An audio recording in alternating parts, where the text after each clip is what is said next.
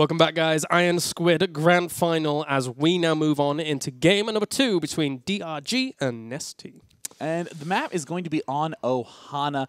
This map is very much so the inverted pendulum map. Any player who gets a little bit of an advantage tends to win very swiftly due to the fact that, well, let's be honest, the positions are freaking close, Killaris. They are. They can be brutal indeed, as we do have spawning down to our southern position here as our red Zerg. He goes by the name of IAM's Nestea.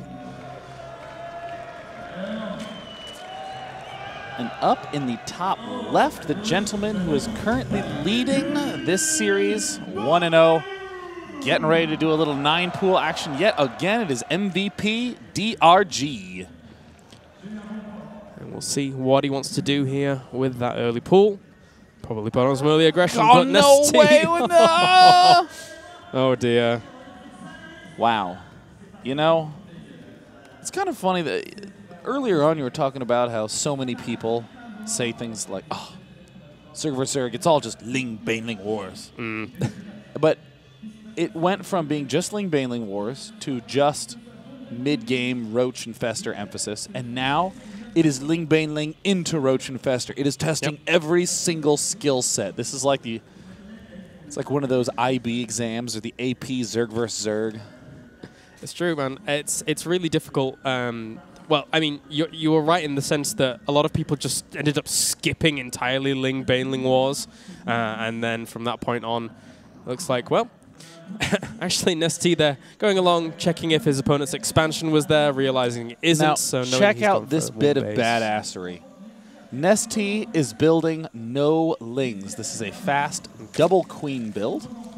It's very weird, but Nestea uses it extremely successfully on this map. We've seen him do it throughout the IronSquid tournament. It's one of the oldest builds we've seen pretty much only him do on this map, very often transitioning into some sort of Ling and Fester heavy build, oftentimes surviving for a seeming eternity with a very small set of units.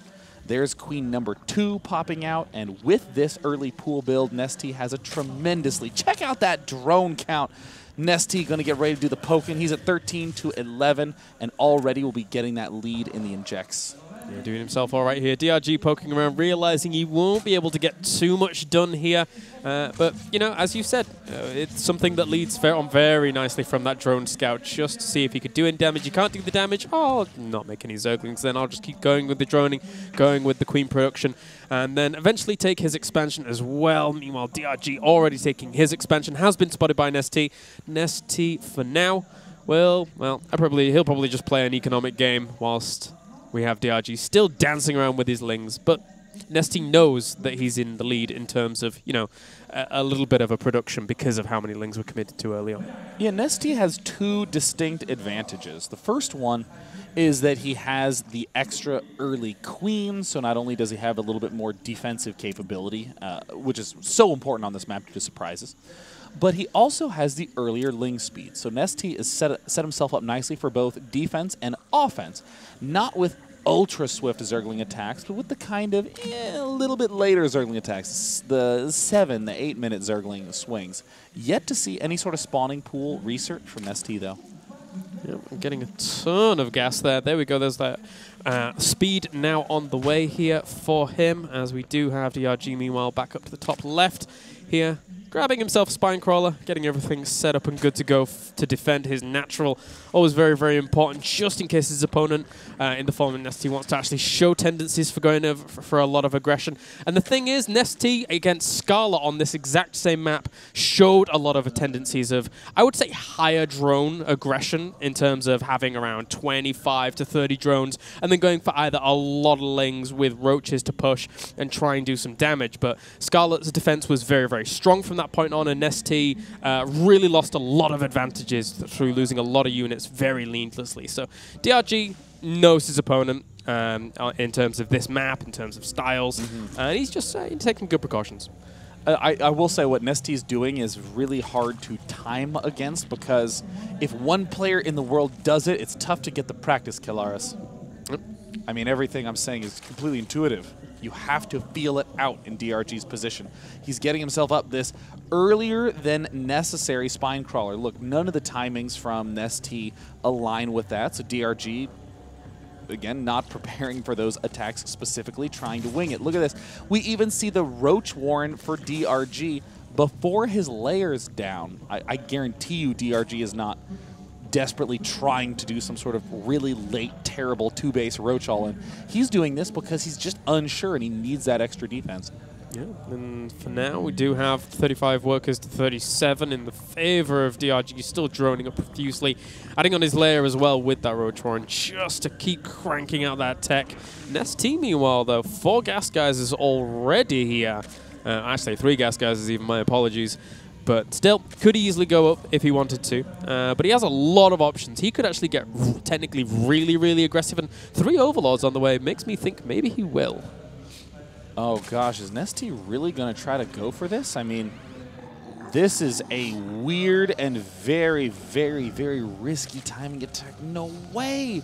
This is exactly the same thing he did against Scarlet. And Scarlet just, you know, knew that that is the possibility from Nestea on this map. He does play very aggressive on this map. And from that point on, you just need good SimCity at the front, good spines, and, well, double upgrades being committed to for DRG. That could be a lot of gas invested in upgrades that needs to be invested in defense. And now we see the Roach production starting for DRG.